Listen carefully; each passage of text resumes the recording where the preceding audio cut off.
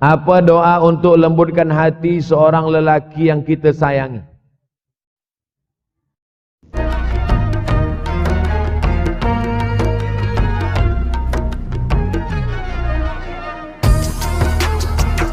Bismillahirrahmanirrahim. Ustaz, ada seorang pakcik datang kepada saya. Dia suruh saya simpan duit dia. Alhamdulillah. Dia cakap nanti ada masa dia datang ambil. Tapi sampai sekarang sudah 1 tahun pakcik itu tak sampai duit dia banyak. Yang saya nak tanya, bagaimana saya nak pulangkan duit dia? Sementara saya tak tahu nama dia dan dia ahli keluarga dia di mana. Akan datang, mana tahu datang lagi pakcik macam ni juga.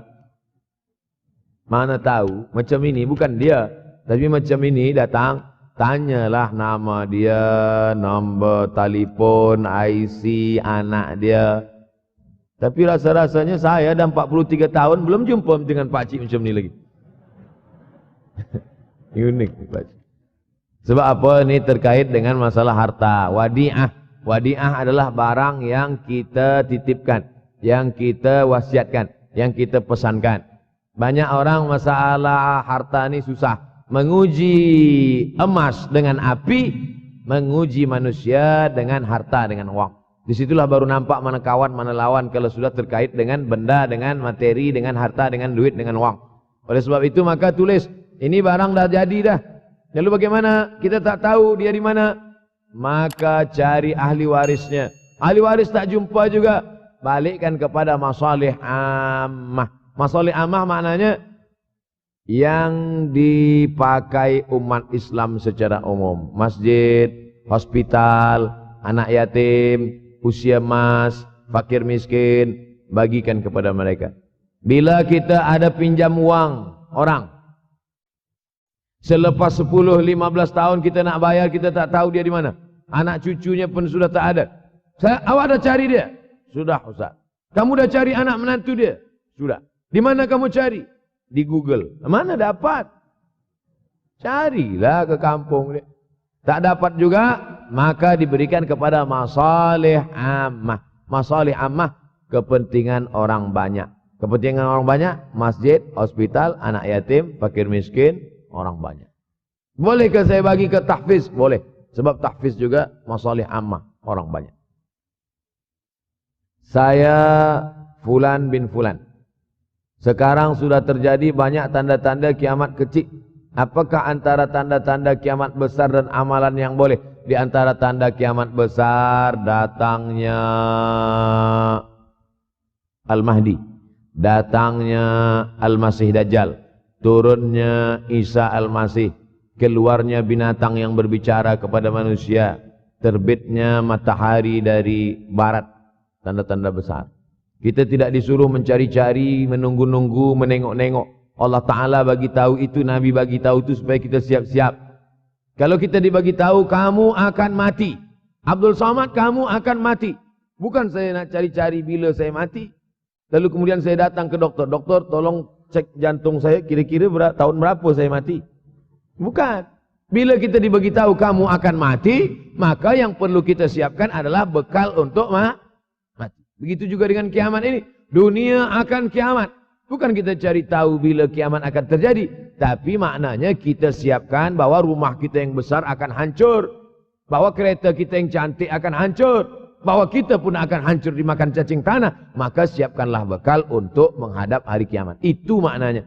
Yas'alunaka 'anis sa'ati ayyana mursaha. Mereka bertanya kepadamu bila hari kiamat. Qul la ya'lamuha illahu. Yang tahu hanya Allah sahaja. Manakala Nabi sedang sampaikan tazkirah, ada seorang bertanya, "Ya Rasulullah, mata sa'ah? Bila terjadi hari kiamat?" Nabi tak ada jawab. Nabi tanya balik, "Ma'adatalaha?" Nabi tak jawab. "Ma'adatalaha?" Apa yang kamu siapkan untuk menyambut hari kiamat itu? Apa jawab dia? "Hubbullah wa rasul. Hubbullahi wa rasulih." Aku cinta kepada Allah dan Rasulullah. Kata Nabi SAW, cintamu kepada Allah dan Rasulullah SAW sudah menyelamatkanmu. Maka yang perlu dari pertanyaan jamaah kepada Nabi itu menunjukkan apa yang sudah kita siapkan untuk menghadapi hari kiamat. Ustaz Abdul Somad, saya nak bertanya.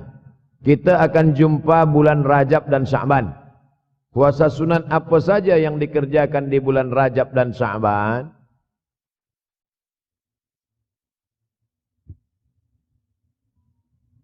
Dalam hadis dikatakan salasun mutawaliyatun.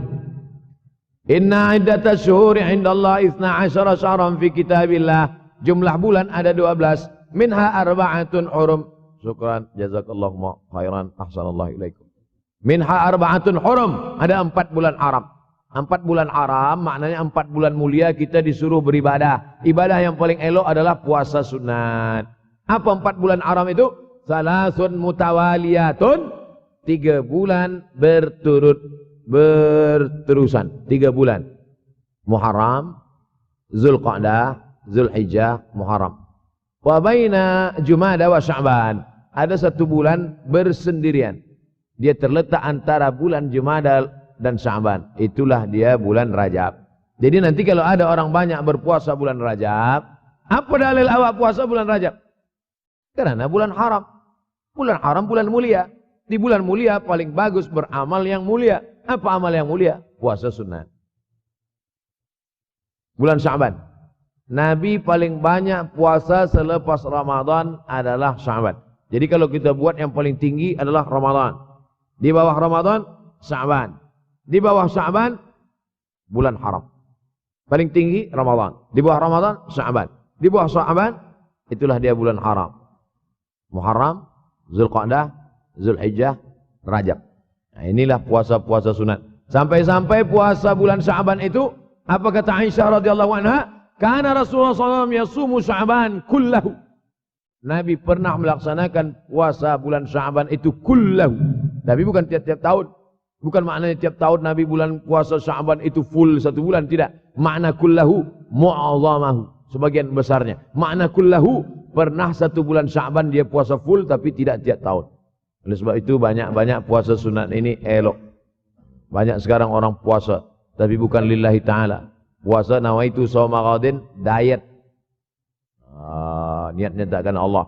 Berniat puasa karena Allah, dietnya dapat. Berniat diet, Allah tak dapat. Oleh sebab itu maka luruskan niat. Innamal a'malu binniat.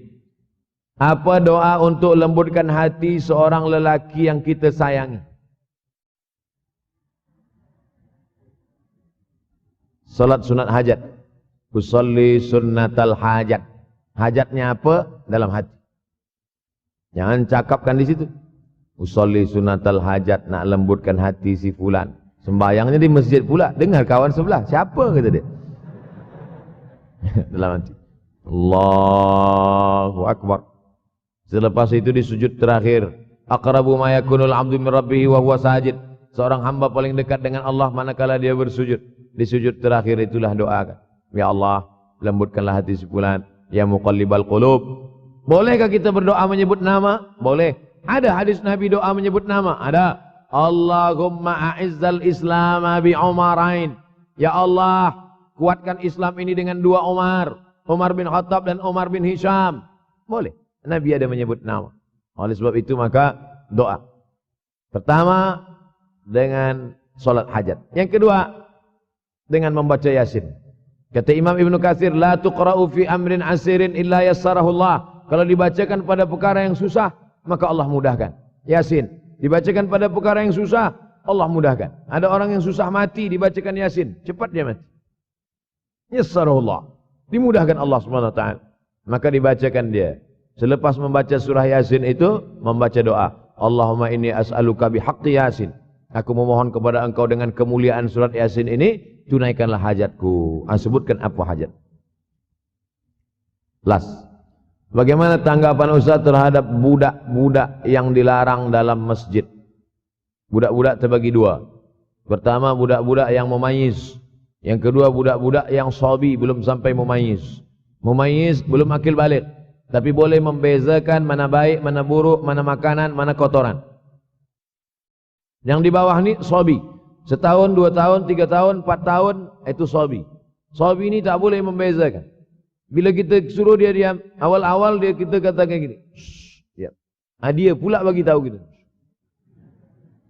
Ini tak boleh bawa ke masjid. Adapun yang sudah mumayyiz 5, 6, 7, 8, 9, 10, ini dibawa ke masjid. Budak-budak kecil dibuatkan sopnya di belakang. Begitu dalam fatwa Syekh Atiyah Saqar dalam fatwa Al-Azhar. Lelaki khairus sufufir rijal, sebaik-baik sop lelaki di depan. Selepas itu budak kecil di belakang, baru perempuan.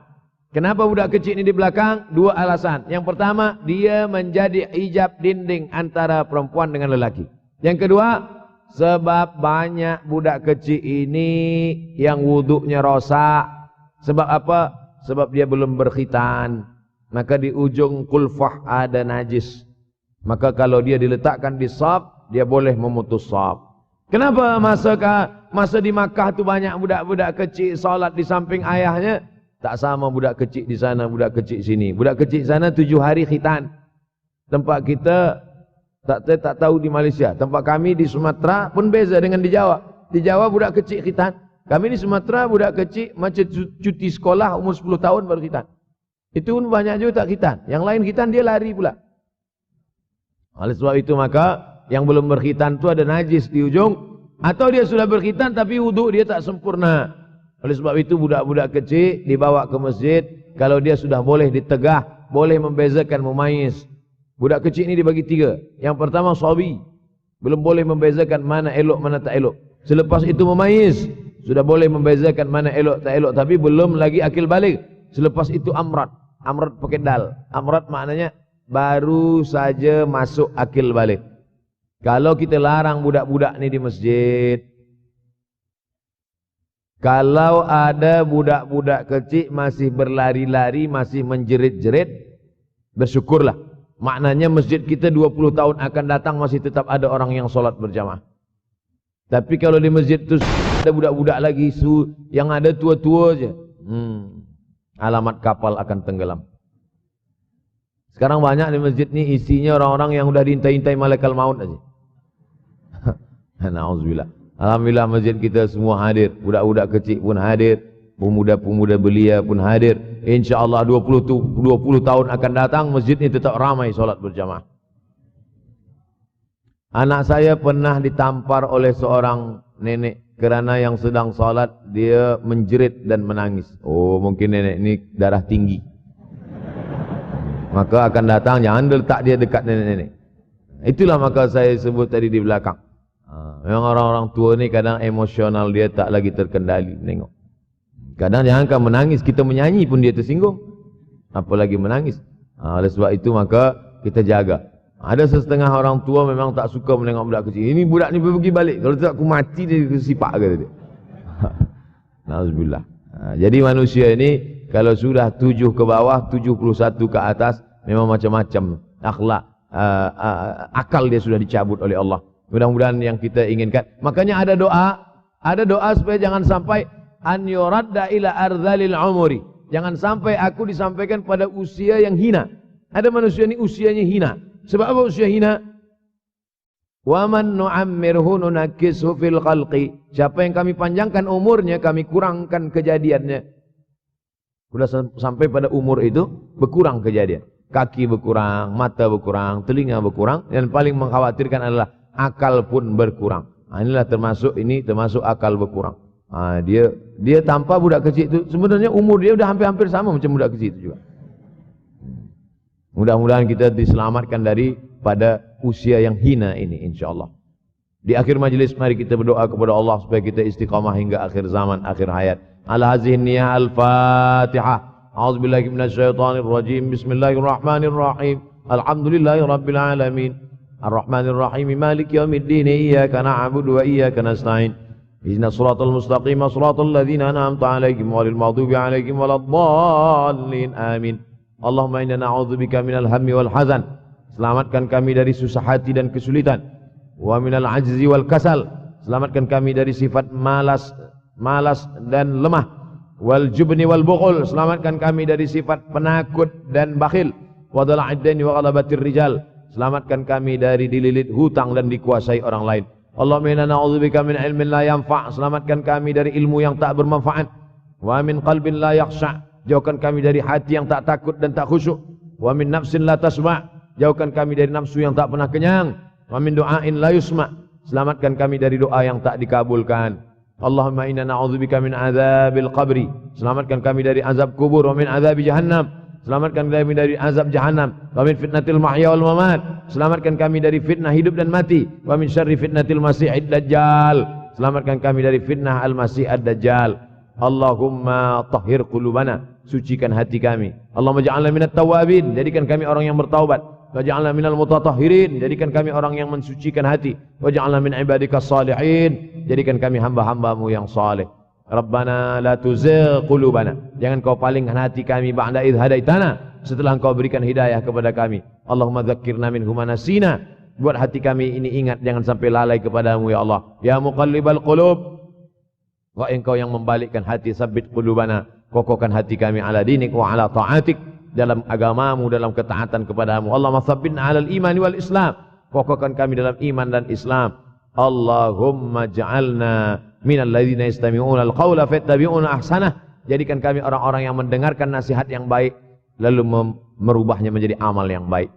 Rabbana atina fid dunya hasanatan wa fil akhirati hasanatan wa qina adzabannar. Wa sallallahu ala sayyidina wa maulana Muhammad wa ala alihi wa sahbihi wa sallam, walhamdulillahi rabbil alamin.